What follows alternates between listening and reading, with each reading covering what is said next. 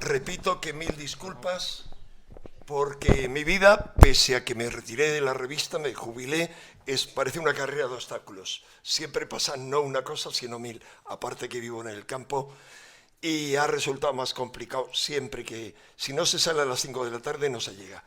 En fin, el tema del que quería hablaros es uno de los muchos temas que son claves en cuanto a los enigmas que nos plantea Egipto. Hay realmente muchos. Egipto ha sido mi pasión durante los últimos 30 años. Durante ese periodo he realizado, pues, incluidos los de este año, 37 viajes a Egipto, pero sigo ignorándolo todo al respecto. Así que voy a tener el atrevimiento de haceros una aproximación a algunos de los muchísimos enigmas que nos plantea la Esfinge. No sé si hay forma de alargar más el altavoz. Perdón.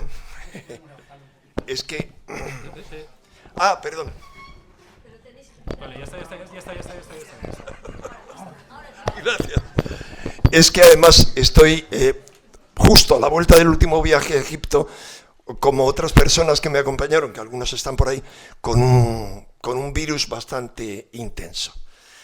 Bien. No te preocupes, prefiero pasarlo yo. Dentro de Egipto, si hay algo que nos fascina, que llama la atención como si fuera un faro, están las pirámides, pero también la Esfinge. La Esfinge ha fascinado a la humanidad desde siempre. ¿Hay algún problema? ¿Tengo que acercarme a ese otro? No, está bien. Vale. Bien, siempre nos ha fascinado. Y siempre muchas personas se han planteado preguntas. Al mirar a la Esfinge han reflexionado, han meditado. Preguntas de tipo interior. Es como si nos hiciera una llamada interna, pero también se han preguntado qué significaba ese monumento. Porque ese monumento es la estatua más gigantesca que hay en el planeta. No hablo de las ultramodernas, sino hasta hace poco era la estatua más gigantesca. Primer punto. Segundo, desconocemos totalmente quién, cómo, cuándo y por qué la construyó. Vamos a ver que lo que la mayoría de los egiptólogos y los historiadores atribuyen carece de fundamento histórico y científico total. ¿Y qué significa? ¿Para qué? Deberíamos hacernos la misma pregunta con las pirámides, las 3 grandes pirámides, especialmente con la gran pirámide que se atribuye a Keops. Pero no es el caso, nos desviaríamos totalmente, ya tenemos bastante con hacer un somero apunte sobre la Esfinge. Pero digamos también el gigantismo que tiene la pirámide, que la pirámide además implica toda una serie de preguntas profundas, no solo en cuanto a la información que contiene, insisto, no quiero ni empezar a hablar de ella, sino en cuanto a la tecnología utilizada en su construcción. Vamos a ver luego someramente la cantidad de cámaras y pasillos que tiene ya descubiertos y otros que se han detectado por medios no invasivos, y es de una complejidad tal que pese a todas las respuestas que se han ofrecido por parte de muchísimos ingenieros, pocos arquitectos, muchos técnicos, ninguno ha logrado dar ni una solución que se aproxime, porque deberían haberlo demostrado sobre la práctica, no cómo se levantan grandes bloques, aunque sean pequeños, sino cómo se hacen unos pasillos tan estrechos. Y no me refiero porque asiente mi amiga Sol, que ha subido a la pirámide. ¿Cuántos de aquí habéis entrado dentro de la pirámide y subido arriba? Bien, no es solamente lo que vemos, es lo que no vemos. Empezar porque recordaréis que tanto en la cámara del rey como en la de la reina hay unos agujeros que les llaman los llamados conductos de ventilación, que ni ventilan ni nada porque están obstruidos. Tienen un significado misterioso, pero eso es algo tan complejo que sea algo tan estrecho y orientado, como vamos a ver, hacia estrellas bien específicas que están cargadas de significado, de sentido, que, bueno, es un enigma. Pero la cuestión, volviendo a la Esfinge, la Esfinge está ahí pese al paso del tiempo. durante no menos de 4.000 y pico años. Vamos a ver que muchísimo más. Y está incólume. Bueno, incólume no. Cualquiera habrá visto que está llena de remiendos y que la parte que no está remendada está muy erosionada. ¿Por qué? Por el turismo, por la cantidad de gente que visita Egipto. Pero cuidado, el turismo no le daña el que bajemos ahí, algunos, no. Eso no le daña en absoluto a la Esfinge y a las pirámides. Le daña no solamente los autobuses que aparcan cerca, esa contaminación, sino sobre todo la contaminación de todos los poblados de alrededor, que es brutal, y no solo la visible, digamos, riegos, o sea, no la visible en cuanto a polución, sino, perdonar porque me faltaban algunas fotos por incluir, estaba incluyendo fotos esta tarde, sobre la basura que hay en los poblados alrededor, sino sobre todo, por ejemplo, el agua, el alcantarillado, es inexistente.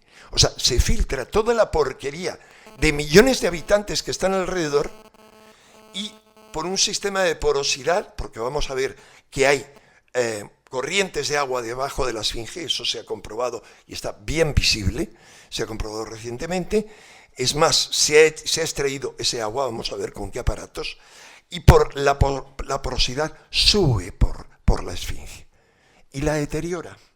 ¿Qué ocurre? Que se han tomado soluciones absurdas, tan absurda como es buena parte de la vida y del mantenimiento en aquel hermosísimo país tan mal gestionado.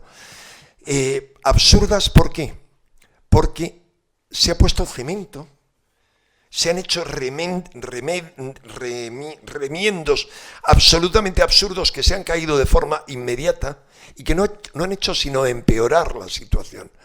Sin comprender quizá, hablamos de ese país mal gestionado, pero ¿qué tal hablar de España? Esta España nuestra que tanto nos duele y cada vez más. Lo que se ha hecho, por ejemplo, en Compostela. Lo mismo, Compostela, como Chartres y como otras catedrales, son herederas de la sabiduría egipcia. ¿Y qué se ha hecho? Para remediar el deterioro, se ha cimentado, con lo cual se ha impedido la función fundamental que tenía Santiago de Compostela, oráculo lunar para ese lugar, para los antiguos habitantes, como era oráculo solar Chartres. En Chartres afortunadamente no. Y digamos, desde ese momento, dijo un gran escritor que Compostela, Santiago, había dejado de obrar milagros. La gente que iba ahí en el pasado ya no se curaba, porque el agua había dejado de fluir. Quizá porque falta la comprensión de que monumentos como esos son marcadores de este gran ciclo. Y marcan, señalan a lo que todas las tradiciones han denominado fin de los tiempos o fin de esta gran era. Y el hecho de que se deterioren, por primera vez durante, en el caso de Compostela, muchos siglos, un milenio, más de un milenio, y en el caso de la Esfinge, milenios, es tal vez la señal de que ha llegado el tiempo. Bien, la cuestión es que la Esfinge, vemos ahí los remiendos, los vemos en las garras, ahí está la estela de Tutmosis III y vemos cómo está deteriorada. Ahora, fijaros en un detalle. Resulta que, como vamos a ver, la Esfinge ha estado tapada por arena durante la mayor parte de su historia. Vamos a decir el 90-99% de su historia. Hasta el cuello, solamente la cabeza. Y fijaros que lo menos deteriorado es la cabeza. Dicen los científicos, no, los egiptólogos, que no son científicos, que me perdonen, pero una ciencia aplica un método. Es que hoy se habla de pseudociencias con una tranquilidad pasmosa y se pone el título por parte de los mercenarios del sistema, por parte de los apóstoles del nadaísmo, reduccionismo, se pone esa etiqueta a cosas que sí tienen un apoyo científico, que tienen investigaciones detrás, como es el caso de la acupuntura, multitud de investigaciones científicas, y sin embargo se considera ciencias a cosas como la egiptología o la arqueología, por el caso de la egiptología, que tiene muy poco fundamento de ciencia absoluta. La arqueología más, porque hay medios de datación, no el carbono 14, sino una docena de medios de datación que nos han permitido, por ejemplo, datar todo más antiguo. Las pinturas rupestres en España, algunos símbolos hasta 105.000 años de antigüedad. Es decir, un salto inimaginable, el salto infinito que decía Iker. Otras pinturas complejas en España, 65.000 años de antigüedad. Bien, en el caso de Egipto no se ha aplicado esto. ¿Por qué? Porque son, por ejemplo, datación con las series de uranio-torio, que yo he hablado con especialistas en el tema que han datado las españolas y me han dicho que sí habría la posibilidad en algunos puntos en Egipto de aplicarlo. Las autoridades no quieren, por un montón de razones que no voy a extenderme ahora, porque sería otra conferencia. Si queréis y hay posibilidad de coloquio, preguntáis. Pero bien, la cuestión es que ellos lo que dicen es que esto se construyó en tiempo del rey Kefren y que... vale, y que, ok, que ahí está. Esa es la cara de Kefren. Resulta que la cara no se ha deteriorado apenas y el cuerpo sí. El símbolo de la esfinge surge en la esfinge de Giza y solo después se extiende no solo por Egipto, sino por Grecia y por otros lugares. Pero hasta esa historia que atribuyen los griegos a la pregunta, el enigma que plantea la esfinge, hasta eso, o la esfinge, en el caso ese sería la bestia de Beocia, hasta eso es puramente egipcio. ¿Recordáis? Yo me acuerdo vagamente, pero venía a preguntar algo así, es una de las varias preguntas clave. ¿Quién es el animal que en su infancia anda, o en sus primeros momentos anda a 4 patas, después a 2, y en sus últimos momentos a 3, y era el hombre? Bien, pero es que la misma pregunta la podemos aplicar viendo a la esfinge de Giza. Voy a la esfinge, y es, la esfinge de Giza señala al sol. Primero, el león es un símbolo solar. La esfinge está reconocido como un símbolo solar. Y mira al sol. Y tiene que ver, como todo Egipto está alineado con respecto a los movimientos solares. Y el sol es la gran entidad que por la mañana, a primera hora, empieza a amanecer flojito, luego a mediodía está en su plenitud máxima, se mantiene en pie, y cuando empieza a atardecer llega a su fin. En fin, la cuestión es que, ¿cuál es el simbolismo de la esfinge? La esfinge es, sintetizándolo mucho, guardián. Esa es su función, guardián. Entonces, guardián en todos los sentidos. Guardián de un lugar, guardián de un conocimiento, guardián de unos secretos. Hay una estela entre las patas de la esfinge que es una estela encontrada por, creo que fue Mariette, a mediados del siglo XIX, en la que se cuenta la historia no de la esfinge, sino de cómo Tutmosis III ordenó a quitar toda la arena que cubría la esfinge. Ahí tenemos una copia de la estela, pero creo, no sé si se ve bien ahí o no, la copia de la estela. Bien, sí, la cuestión es que se ve todo pequeño. Si es posible, por favor, lo agradezco mucho. ¿Qué es lo que nos dice la estela? Nos cuenta un sueño que tuvo Tutmosis III cuando era un principito más de los muchos, quizá el menos o de los menos aspirantes a suceder al faraón reinante. Llevaba todas las de perder, porque tenía otros hermanastros y parientes que llevaban todas las papeletas en la rifa, pero él dice en la estela que tuvo un sueño en el que la esfinge se le apareció y le dijo: yo te daré el poder si tú me prometes limpiarme y volverme a mi esplendor. Y como eso fue así, él llegó a ser faraón, la limpió. Y ahí, en esa estela, cuentan eso, y hay una serie de líneas que ya cuando se descubrió estaban absolutamente desgastadas, pero hay una copia, luego se deterioró mucho más, y en la línea 13 se lee, como está medio borrado, se lee la palabra kaf. Y de la palabra kaf, que tiene muchos significados, dicen, perdón, que es el móvil, lo voy a apagar incluso, que era kafra, kefren. No tiene ningún sentido. ¿Por qué?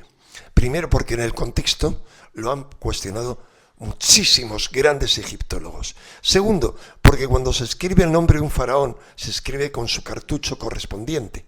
No se hace al azar, no, eso es una norma. Ahí no hay cartucho que valga. Nada más os digo que multitud de egiptólogos, comenzando por el gran divulgador Kurt Lange, autor de un bestseller, siguiendo por el máximo especialista mundial, que era un profesor alemán en construcción del Imperio Medio, y por otros muchos negaron que la Esfinge hubiera sido construida por Kefren. Alguno de ellos dijo, de los más conservadores, que probablemente la construyó su predecesor y tal vez padre Keops, Jufu. Pero es una afirmación sin fundamento. Bien, esta es la estatua de Kefren, que es una estatua de diorita que podemos ver en el Museo del Cairo, que os digo, por cierto, está desmontándose ya para llevar las cosas a otro museo gigantesco que se abrirá sine die, debería haberse abierto en enero, vete a saber. Entonces, ¿qué ocurre? Que vamos a analizar a continuación qué es lo que pasa con el rostro de Kefren y la Esfinge. Hay muchas evidencias, pequeñas, varias, no muchas, contrarias a la afirmación de que Kefren la construyó. Una de ellas es la estela del inventario, descubierta por Mariette y que está en el Museo del Cairo. En la estela del inventario se viene a decir, lo sintetiza mucho, se viene a insinuar que se dice que es copia de un documento, no hay pruebas, obviamente. Esto es de una etapa tardía, como la era de Tutmosis IV, y se dice que es copia de un documento de la época de Keops, Jufu. Jufu es el nombre egipcio del que los griegos llamaban Keops. ¿Y qué se dice? Se insinúa que en época de Jufu ya existían la Esfinge y 2 pirámides. Y se viene a decir más o menos que Jufu construyó la casa de Isis, o el templo de Isis, allá donde había esas 2 pirámides y la Esfinge. No me voy a extender en eso porque tendría que ver con una conferencia sobre la Gran Pirámide y el templo de Isis asociado a la Gran Pirámide. Bien, hay un conocido mío, lamentablemente fallecido, John Anthony West, que es uno de los mejores conocedores del Otro Egipto y cuyo libro inencontrable, salvo que lo busquéis en internet, en Google, buscaréis una página a la que descargaros, que es La Serpiente Celeste, para cualquiera que quiera tener una síntesis de la ciencia sagrada egipcia. Aunque breve, esa es una buena síntesis. Bien, él que bebía de Schwaller de Lubeck. Schwaller de Lubeck era un alsaciano con una vida compleja que pasó en total más de 20 años a su vida en Egipto, 15 de ellos estudiando el templo de Luxor, y comprendió que era un templo, que era un modelo del hombre, con una vastedad de conocimientos increíbles, incluidos conocimientos en torno al rejuvenecimiento del ser humano, en sus paredes, en sitios muy concretos, aparecen emanando del pene de Min, esperma, una muestra de análisis del esperma. Cualquiera que habéis venido conmigo, que aquí hay unos cuantos, lo habéis visto, una toma de muestras, a continuación claramente el dibujo de un espermatozoide y a continuación el dibujo del ADN. No me lo invento yo, un gran microbiólogo alemán ha hecho un estudio en el que ha planteado como hipótesis, diciendo que nadie puede explicarle eso de otra manera, ha planteado que en el antiguo Egipto había microscopía. perdón, porque estoy apagando todo. Bien, la cuestión es que, ¿quién conoce a Fulcanelli, el autor del Misterio de las Catedrales y de las Moradas Filosofales? Entiendo que Sol también, aunque no levante la mano. Bueno, unos cuantos. Pues la identidad de Fulcanelli es una incógnita, es el último gran alquimista conocido, viviente, autor de 2 grandes obras, pero primero se sospecha que eran un pequeño grupo y del que no cabe duda de su identidad como uno de los miembros de ese grupo. Estaba dedicada su obra a los hermanos de Heliópolis, tiene importancia porque es a los iniciados en la tradición egipcia. Uno de ellos es Schwaller de Luick. ¿Por qué? Porque uno de los capítulos de las Moradas Filosofales es un artículo publicado por Schwaller anteriormente con su firma.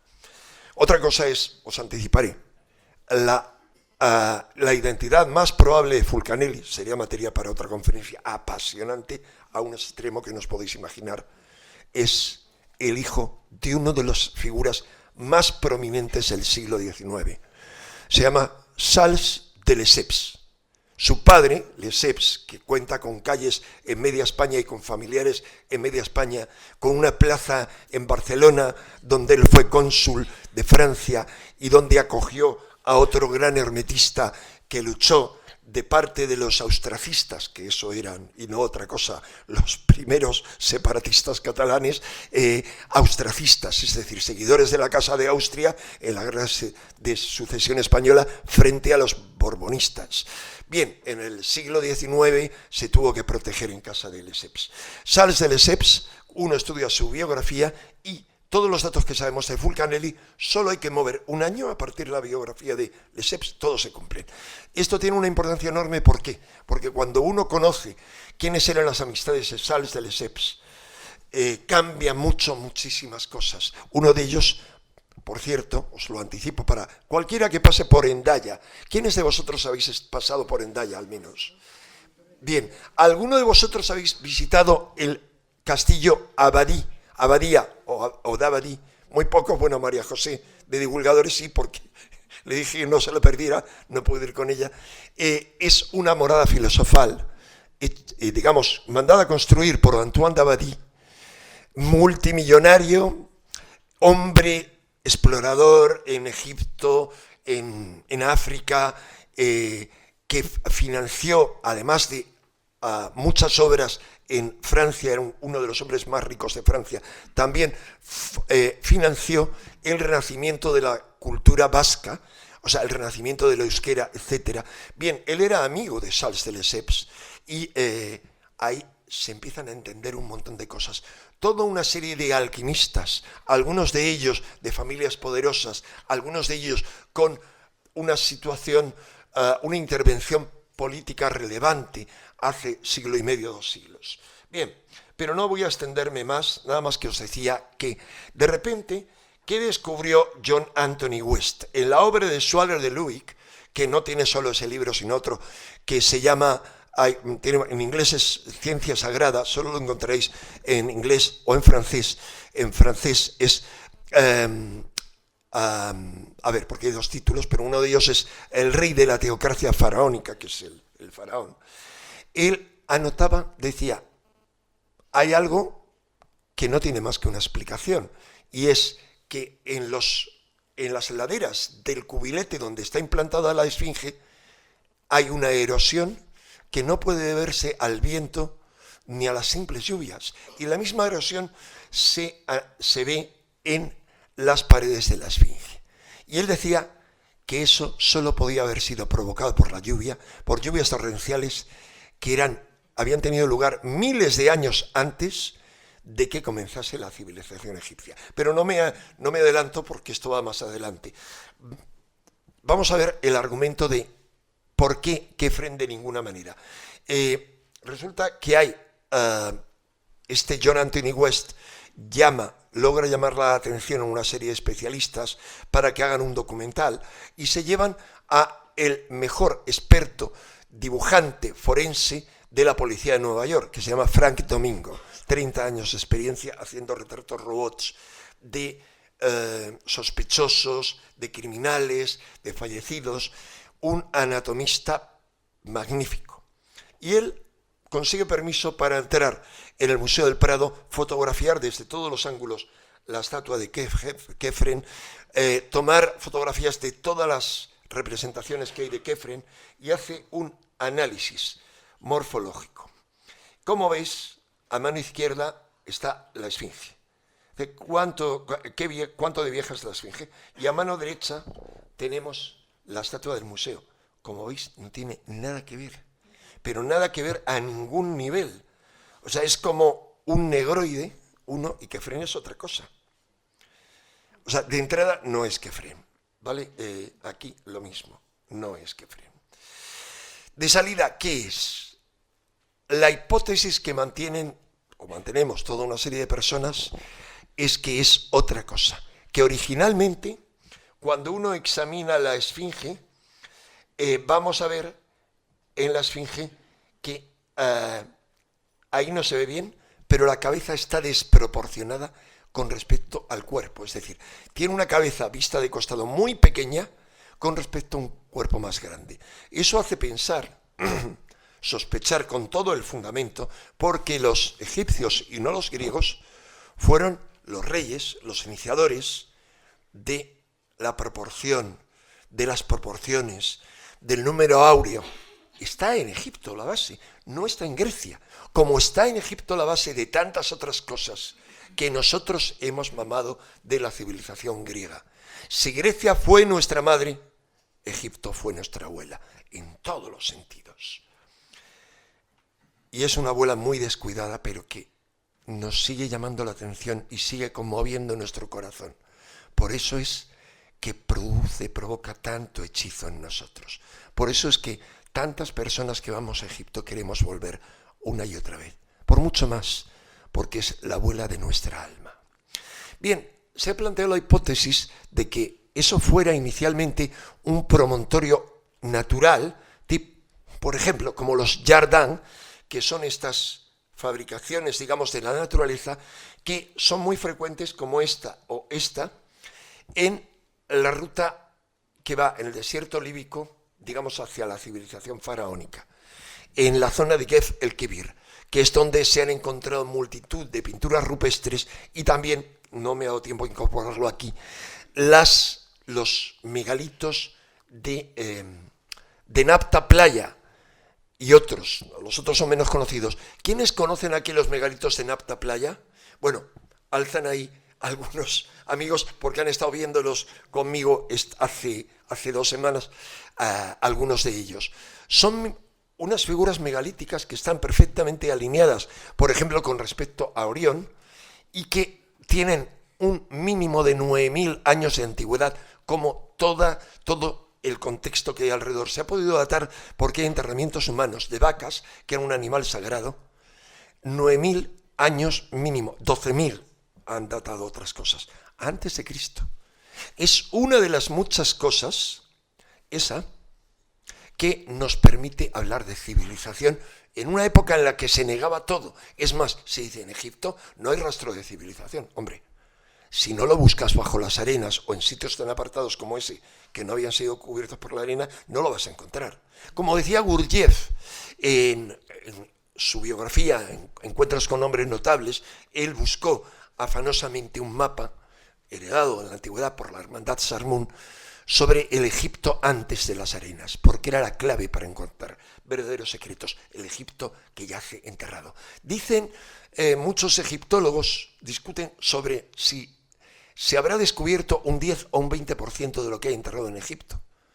Yo digo que se quedan cortos con toda probabilidad, porque el asunto es que ignoran lo que otras varias tradiciones aseguran. Yo he estado conectado con alguna de esas tradiciones. He tenido un contacto mínimo. Pero os hablo de otro personaje, un egipcio, que sí tuvo mucho contacto con Meller, que es un escritor americano. Tienen 2 libros sobre el tema. Y este aseguraba ser heredero, era un egipcio que vivía en uno de esos poblados que hay alrededor de Giza, heredero de una tradición quemita. Kemet, o Kemet, es decir, la Tierra Negra, es el verdadero nombre de Egipto, es el nombre egipcio de Egipto. Lo de Egiptos es un nombre griego, no voy a meterme en la etimología, aunque sería interesante.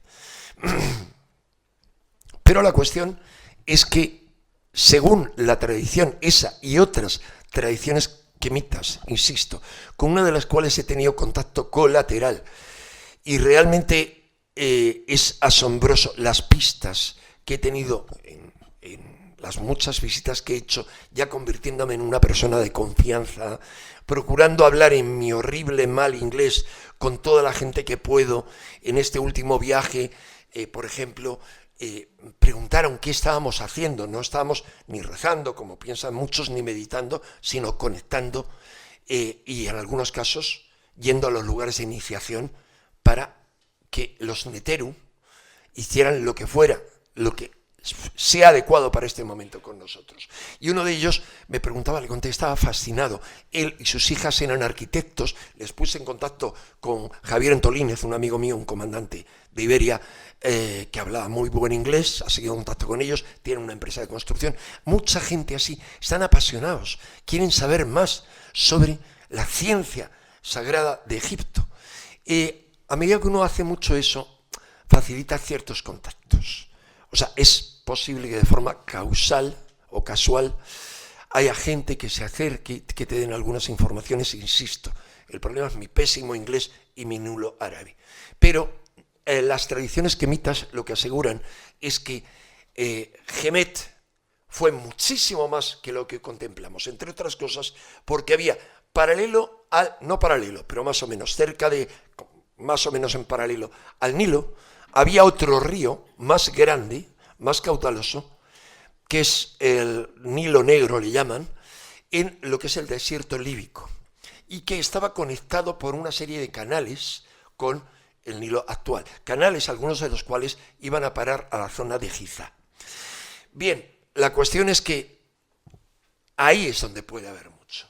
Pero, insisto, ya no puede considerarse herejía hablar como hablan las cronologías egipcias, todas las conocidas, de gobernantes muy anteriores a los egipcios, a los faraones conocidos, a las dinastías, todas sin excepción, hablan de gobernantes anteriores, de varias castas, que se remontan 20.000 a 30.000 años atrás. Locura, ciencia ficción, decían los egiptólogos, y los arqueólogos decían, no hay ninguna evidencia, pero no solamente tenemos eso de, digamos, los megalitos, sino todas las pinturas rupestres y toda una serie de evidencias en Gefel Kebir y en toda una serie en Oyat, en, digamos, toda la franja montañosa que está en el desierto líbico. Pero además sabemos que Jericó ya tenía antes 10.000 años de antigüedad mínimo, pero se ha encontrado otra población al lado de Jericó con 15.000 años antes de Cristo. No hablamos de grandes ciudades, sino de poblaciones a su manera. Pero estamos hablando no solo de Casatal Huyuk en Turquía, en Anatolia, sino de Göbekli Tepe, que es el templo más antiguo de la humanidad. Mínimo 9.500 antes de Cristo. Lamento no haber metido fotografías. Aquí mi amigo el piloto Miguel Labrador, que ha tenido la amabilidad de aparcarme el coche, él que va y filma con drones todos los lugares, acaba de regresar ahora de Pascua, ha filmado eso desde el aire, tiene claro como yo que lo que se ha descubierto en Göbekli Tepe es solo, aquí está Miguel, una mínima parte. Hay como otros 12 templos, pero lo fascinante es que ahí, según un estudio publicado por científicos hace un año, en una revista científica, por astrónomos que lo han estado analizando, en una estela, en la estela fundamental, no solo se habla de la destrucción venidera en aquel momento por un cometa, lo que interpretan que es un cometa, sino que según estos científicos también se anuncia el retorno de ese cometa justo en nuestros tiempos, en una franja de tiempo mínima. Quien quiera saber más sobre eso lo puede leer en el libro de Graham Hancock, Los magos de los dioses, que se puede encontrar fácilmente. Pero bien, volviendo al tema de la Esfinge, hay quienes, como mi conocido Robert Temple, el autor del Misterio de Sirio, han propuesto en un libro que era Anubis, o sea que era un chacal. ¿Por qué? Porque Anubis es el guardián de los muertos y como hay una necrópolis, bien, yo no soy de esa opinión, ¿veis? Que la figura fuera un chacal. La opinión más preponderante es que fue concebida con toda probabilidad como un león. Y luego, ¿por qué? Porque el león es un ser cósmico. La diosa más antigua y más poderosa del antiguo Egipto es nuestra madre Sekhmet, es una leona poderosa, digamos, matriarca de la medicina, de todas las formas de curación y de la ciencia sagrada egipcia, junto con su pareja, entre comillas, Ptah, el primer gobernante egipcio, según todas las cronologías. Bien, la cuestión es que probablemente fue eso, y luego hubo después algún faraón, no desde luego Kefren, que labró su propio rostro encima para usurparla. Esto es una práctica hiperhabitual en Egipto. Todos habéis observado cómo no solamente sobre un templo se construye otro, otro, otro y otro. Hay que terminar en 10 minutos. ¿Perdón? En 15, bien. Entonces, vamos a ir avanzando. Os decía entonces que ciertamente alguien la usurpó. ¿Cómo se usurpan multitud de cartuchos que vemos que uno borra el nombre? Porque el nombre Ren, el nombre no es solo el nombre verbal, sino es un componente sutil del ser humano. Y la práctica conocida por los romanos como damnatio memoriae, dañar la memoria, es una práctica mágica, vamos a decirlo así, poderosísima, y a la que en Egipto se le otorga el máximo poder. No solo dañar la memoria de rivales, borrando su rostro, que los rostros de muchas figuras que observamos ahí, eso se demuestra sobre la marcha. En un mismo templo hay gente cuyo rostro está, digamos, tachado, y otros que no, dioses. ¿Por qué? Porque eran prácticas rituales concretas, no solo los bárbaros cristianos coptos, y luego algunos bárbaros, igual que algunos bárbaros cristianos, algunos bárbaros musulmanes, borraron y tacharon y destruyeron. Por cierto, a la esfinge le falta la nariz porque a un graciosillo musulmán hizo prácticas de tiro sobre la misma. Perdón. Hay quien dice que fue uno de los soldados de Napoleón, pero eso está descartado. Porque, vamos, le habrían fusilado. Porque realmente Napoleón lleva consigo un ejército de científicos de primera línea con la intención expresa de crear lo que creó la egiptología, de que estudien a fondo esa civilización. En fin, no voy a extenderme porque en la novela de mi amigo Javier Sierra, de nuestro amigo Javier Sierra, La pirámide inmortal, tenéis mucha información. Os decía, ese es el cubilete en el que está metido la esfinge. Ahí veis la erosión. Esa erosión ha sido estudiada por nuestro amigo John Anthony West, Robert Schoch, que es un geólogo, profesor de geología muy reputado, con el que estuvimos cenando recientemente Miguel Labrador y yo, y con su mujer, y Robert Schoch hizo un estudio y demostró de forma clara y contundente que no había ninguna duda de que esa erosión había sido provocada por lluvias torrenciales durante mucho tiempo que solo podían haber tenido lugar un mínimo de 5.000 años antes de Cristo. Y era en una franja entre 5.000 y 7.000 y pico años. Es decir, tenía que haber sido construida para ser luego erosionada mínimo 7.000 antes de Cristo. Y él, basándose en otros datos, la data más bien hacia el 10.000 antes de Cristo. Bien, los egiptólogos no han hecho ni caso, mientras que los geólogos, en un congreso nacional de geología, en el año 1992, Schoch llevó sus conclusiones, filmaciones y todos los geólogos estaban de acuerdo en que no tenía sentido de que los egiptólogos no reconocieran eso. Bien, la cuestión es que pasemos a otro personaje con el que estuvimos también recientemente, que es Graham Hancock, que está ahí con su mujer Cynthia Faya. Graham Hancock es el autor de este libro, Los magos de los dioses, pero en otro libro imposible de encontrar, que además ese en internet no se encuentra, lamentable, Espejo del Paraíso, es intentar pedirlo por bibliotecas. Él y mi amigo Robert Bobal, que vive ahora en Torremolinos, vienen a sostener que, no, perdón, ese es un libro de él solamente. Con Bobal escribe otro que se llama Guardián del Génesis, que es sobre la Esfinge. En suma, en los dos libros lo que vienen a decir es que la Esfinge, como el conjunto de Gizeh, fue planificado por una serie de gobernantes egipcios que aparecen en todas las cronologías que gobiernan Egipto después de los llamados dioses. Dios es un término nuestro, Neteru. Los Neteru eran mortales, se volvían viejos, morían, se les podía envenenar, si no, no se habría vuelto viejo Ra, por ejemplo, que es un señor con un nombre muy concreto y con una vida muy concreta, o Osiris no habría tenido que ir para enfermarle y obligarle a que le revelara su nombre sagrado, mágico, con el cual ella poder resucitar a su marido Osiris. Set no habría podido matar a Osiris si no fueran seres mortales. Así que los Neteru eran algo distinto. En fin, no quiero simplificar. Obviamente en cada mito egipcio, como en todos los mitos, hay muchos niveles de lectura y de interpretación. Hablaba un médico español que vive en Madrid y que ha hecho un gran libro sobre...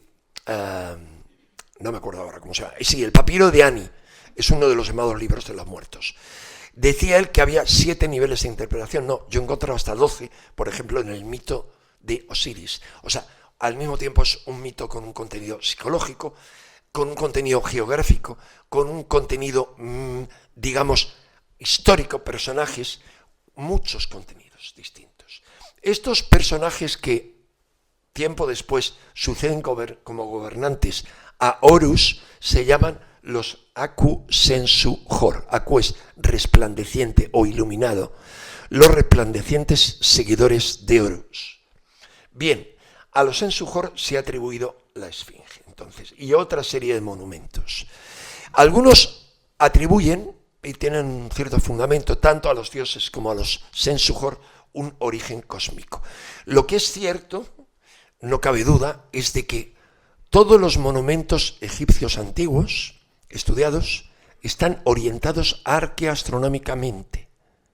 Esto lo ha comprobado Juan Antonio Belmonte, un astrofísico español de Canarias, que ha tenido una autorización y un apoyo máximo para estudiar todos los templos egipcios, y que el propio gobierno egipcio le ha editado libros como este, En busca del orden cósmico, ensayos selectos de arqueoastronomía egipcia, prologado por Zahi Hawass.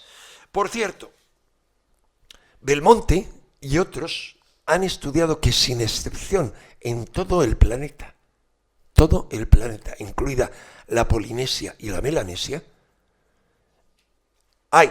encontramos monumentos antiguos que están orientados con respecto al Sol, a las estrellas y a la Luna. Y lo interesante es que se repiten las mismas constelaciones en todo el planeta. Orión, la estrella de Sirio, las Pléyades. Pero, curioso, Orión. ¿Sabéis que Orión no solo se ha encontrado en huesos? En Alemania, por ejemplo, en un hueso labrado, la figura de Orión, 30.000 años de antigüedad, sino que los arqueoastrónomos han estudiado uno de los bóvidos que hay en Altamira, sería una constelación cercana a Orión.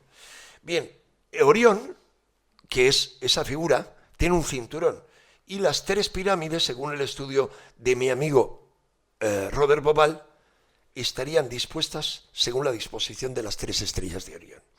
Todo esto tiene un sentido. Como no hay tiempo, yo os quiero anticipar ya lo siguiente, en breve. El que no solo todo el campo de las pirámides, no estas, el resto del campo de las pirámides conforman Orión. Hay algunas que todavía no se les ha encontrado sentido. Pero no solo eso, sino el que los corredores, los pasillos esos de ventilación de la pirámide, vayan hacia determinadas estrellas. En el caso de las que hay a la derecha son las estrellas circumpolares o las llamadas eternas, es decir, en torno a las cuales siempre está el polo norte.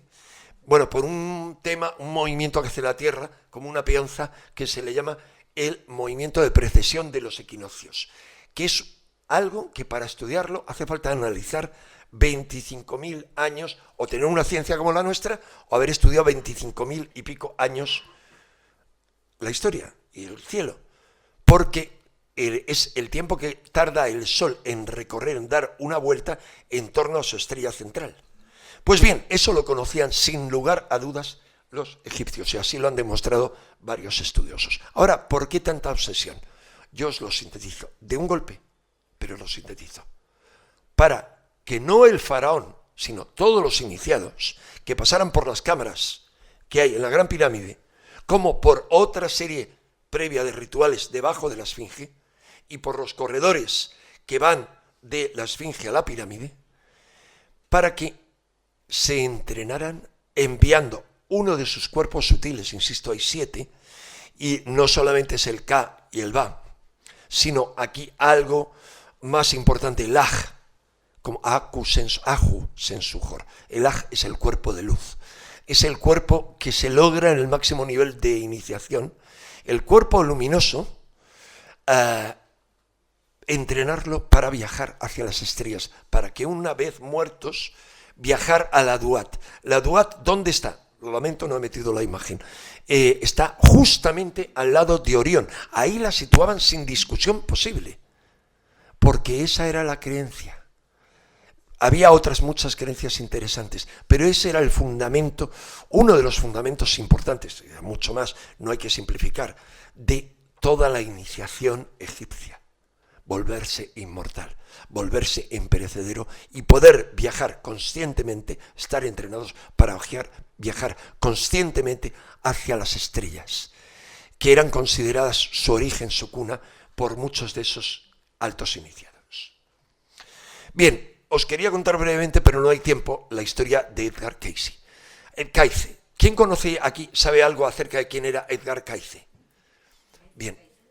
Cayce, no, Edgar Cayce es el que habla, vale, os lo sintetizo, es un niño que sufre un golpe, una conmoción, cae en trance, empieza a hablar, a dar el remedio para autocurarse, le curan, cuando es joven sufre otros trances y empieza a dar remedios de salud para un montón de gente. Es consultado por decenas de miles de personas, incluidos 2 presidentes americanos. Y hay como 25.000, aquí están, no, 14.000 registros de sus lecturas que hablan de los temas más diversos. ¿Por qué? Supuestamente porque la gente que va a visitarle empieza a hablar de sus vidas anteriores y dicen, esta entidad fue en el pasado tal o cual. Este es el primer gran médico y profesor de Chicago que fue a estudiar su caso y no le encontró explicación. Él en su despacho como fotógrafo, así se ganaba la vida, y el médico que le asistía en todos sus trances. Bien, la cuestión es que Cayce empezó a recibir dinero de mucha gente agradecida y él no se quedaba con nada. Creó 2 fundaciones, primero un hospital y luego otras 2 fundaciones, que era el ARE, la Asociación para la Investigación y la Iluminación, y la Fundación Cayce. De repente, ahí empieza a fluir y sigue fluyendo un dinero ingente. De repente un día dice, soy rata. Y como rata empieza a contar su vida como un sacerdote relacionado con atlantes que han emigrado a Egipto después de un gran desastre. Rata no es de origen atlante, es de origen caucásico, porque ahí vienen otros pobladores de la zona donde descendieron los vigilantes, como llama el libro de Enoc, a lo que en el Génesis se llama los hijos de Dios que se unieron a las hijas de los hombres, cuyo nombre en hebreo es Nefilim, buscar en internet, en la Wikipedia, Nefilim, y vais a ver que la única etimología posible es de Orión, es decir, seres relacionados con Orión bajan ahí. Bueno, la cuestión es que rata va ahí. Ese rata suena como al supuesto dios Ra de los egipcios, porque es un sacerdote con una vida muy larga y compleja que de repente se enamora de una jovencita y comete varios desatinos, una jovencita que se llama Isis. Bueno, hay una serie de problemas, le echan de Egipto, se tiene que ir envejecido y casi muerto, se somete a rituales de rejuvenecimiento que Cáice no conocía entonces, ceremonias que se han encontrado y estudiado después en Egipto de rejuvenecimiento de los faraones, como el Hetshep.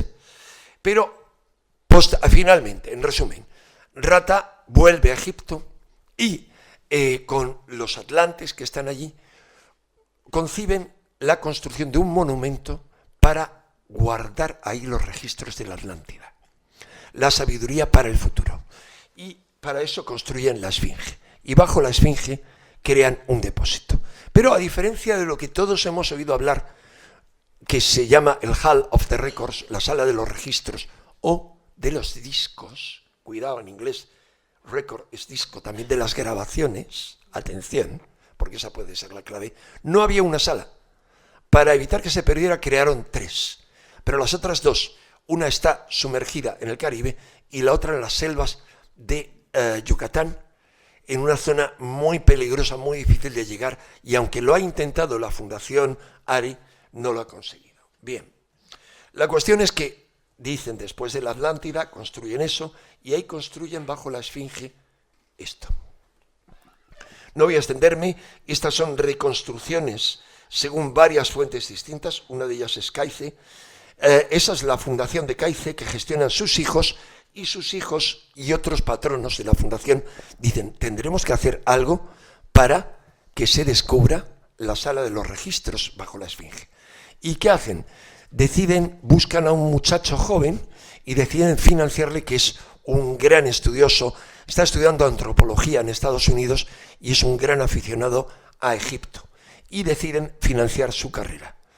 Y a cambio de esa financiación, en la Universidad Americana del Cairo, él escribe este libro, La herencia egipcia, que es las visiones de Cáice a la luz de la egiptología. Ese señor, hoy en día, es este hombre. ¿Reconocéis a alguno? Es el hombre que está sentado. ¿Quién reconoce al que está de pie junto a él, que es su íntimo amigo? Unos cuantos. Es el doctor Zahi Hawass, el gran faraón de la egiptología, el que controla todo. Pero el otro es el gemelo oscuro. Yo he estado con los dos, pero aquí Mark Lehner, al que entrevisté para Año Cero, es un encanto. Él asume que sí, que efectivamente en su juventud eso, pero luego se dio cuenta que estaba en un error. Además de un encanto, para mí es un enigma, es de una prudencia. Mientras que Hawass es todo ego, él es todo lo contrario. Pero se ha vuelto un ultra conservador. Esto tiene una explicación, sí, vamos terminando ya. Y es mucha gente notable, cuando logran una posición de poder para mantenerla, se vuelven ultraconservadores y renuncian a todos sus ideales. Ejemplo sencillo, ese hombre gran comunicador, que era Carl Sagan, gran científico, se volvió un racionalista excepcional. Se volvía racionalista, eso no quitaba que fuera un fumador empedernido, pero no de cigarros. Se fumaba sus 20 porros diarios. No, mirarlo, O sea, pero bueno, eso no le quita nada. Hombre, sí le quita que él, antes de ser ese hombre prominente, él en su libro Vida inteligente en el cosmos, con un soviético, habla de visitas extraterrestres en la antigüedad. Pero bueno, siguiendo, ahí tenemos a Hawass y siempre Mark Lehner. La cuestión es que los dos van a tener, ahí tienen un libro a medias entre ellos, van a jugar un papel importante. Ahí me salto de un padre de la Unión Europea entre cuyos documentos se encontraron también descripciones de lo que había bajo la Esfinge, porque eso tendría que ver, en resumen, para terminar en 3 minutos, con que la Unión Europea habría sido auspiciada, igual que muchos movimientos, por familias, ciertas familias que descendían de los iniciados egipcios, según ellos, según afirma el fundador de la democracia cristiana, que es Giacomo Rumore. Este es su sobrino, el que escribe el libro, La Otra Europa. Bien, la cuestión es que, por ejemplo, movimientos como los Rosacruces Amorc, hace un siglo, su fundador publicaba un libro en el que describía que lo que había bajo la Esfinge era eso, en síntesis. Era un templo de iniciación en el que se bajaba por unas escaleras y ahí se procedían a una serie de pruebas. Luego, el iniciado viajaba física y extracorporalmente, a través de sus diferentes cuerpos, que se pueden separar del cuerpo físico, por una serie de pasajes. Hay un masón que publicó un libro que está en castellano, por cierto, que se llama El lugar del maestro, creo que se llama así, en el que demuestra cómo los corredores de la Gran Pirámide se corresponden con las descripciones de uno de los libros de los muertos. ¿Por qué? Porque los libros de los muertos eran instrucciones para los vivos, acerca de cómo prepararse para una buena muerte. Es decir, los corredores de la Esfinge, los corredores de la pirámide, tienen que ver también con los viajes que tiene que hacer el alma, complejos viajes a través de pasillos, por muy extraño que nos parezca, digamos, ultradimensionales, que permiten al alma viajar hacia su patria en las estrellas. Bien, no me puedo extender más, hay escritos antiguos que dicen que bajo la pirámide hay otras cosas, pero la cosa es que un felá ya mayor egipcio les dijo a Hawass y a Lener, cuando hicieron el proyecto Sphinx, ha habido muchos proyectos, y ahora os voy a dar en una imagen la síntesis de lo que han descubierto. Les dijo, en un proyecto de remodelación, de limpieza de la Esfinge, los diferentes proyectos están en este libro de Zahi Hawass, cómo se ha ido, digamos, renovando la Esfinge a lo largo del tiempo, y digamos que les dijo que él había participado en una de esas remodelaciones e investigaciones de un investigador francés en los años 1920-30, y que entonces él y otros dos niños, que también hablaron, que todavía seguían vivos, acarreaban piedras. Eran niños de 10, 12 años, que aún seguían vivos entonces. Y le contaron dónde había una oquedad, y dónde ellos recordaban haber visto que se bajaba y que había una puerta. Bien, la oquedad la encontraron, excavaron. La oquedad, ahí está Hawass bajando, la oquedad se puede encontrar, esta foto es muy reciente, está taponada con algo que se quita. Si tú pagas porque te dejen estar ahí en la Esfinge y luego eres generoso con la persona adecuada, puedes hacer muchas cosas, entre otras esas, entre otras. Lo dejo ahí, porque esto antes o después se publica, lo dejaré ahí. Esa es la escalera que conduce. Ahora, ¿qué hay? No gran cosa, 9 metros de corredor. Cuidado, la existencia de esto y de otras oquedades me lo negó un doctor en egiptología en un debate que tuvo lugar hace un año en Cuarto Milenio. Pero, qué tonterías. Cuando le dije, eso está afirmado por Hawass, dijo, ¿dónde? Además de esto está en una revista científica, le dije, en la revista de Egypter, que la lee muchísima gente, hay una entrevista en la que él dice que le mostró esa y otra oquedad a la reina Sofía de España, que se interesó. Otra cosa es que los egiptólogos, la mayoría, lo siento, no están al tanto de esto. Bien, es un corredor, vamos terminando ya, 9 metros y hay como unas escaleras. No se sabe. ¿Por qué? Porque detrás supuestamente debería haber una puerta. Jámblico, Plinio el Viejo, hablan de una puerta metálica que da lugar a la sala donde comenzaban los misterios de Isis. Estas son diferentes oquedades que se han encontrado en la Esfinge, bajo la Esfinge, en diferentes investigaciones, con georradar y otras técnicas no invasivas. Hay pocas dudas de que hay cavidades reales. El Instituto de Investigaciones de Stanford ha sido uno, 2 universidades japonesas, otra, etc. Se ha estado hace un año y pico extrayendo durante un año 2 piscinas olímpicas y media de agua debajo de la Esfinge, sin comprender que el agua cumple una función. Estas son algunas de las galerías también descubiertas dentro de la pirámide, pero las autoridades siguen sin permitir investigar. Solo podéis encontrar un documental en las televisiones de pago fascinante sobre el proyecto Scan Pyramids. ¿Por qué? Porque los presidentes eran un exministro egipcio y un gran científico egipcio. Y Hawass traga de mala manera, pero prohíbe cualquier otra investigación y publicar las conclusiones. Las conclusiones son que, como se había visto en el pasado, hay otra gran galería junto a la gran galería. Ahí tenemos lo que descubrieron. En fin, no me quiero extender más. Esto es el llamado Pozo de Osiris. Es una de las muchas oquedades, la más importante que hay cerca de la Esfinge, que se puede ver desde fuera. Confío en un viaje futuro que, pagando un extra, que los más atrevidos puedan entrar hasta el primer nivel. Yo no recomiendo bajar hasta el último porque es peligroso. Esos son los 3 niveles y abajo hay una cámara de iniciación. Pero todo quizá es un queso de gruyere plagado de galerías que algunas personas en las que confío plenamente y que estaban iniciadas, como yo de alguna manera, con la gente de allí, han podido recorrer de noche. Ahí está Hawass, en una de ellas.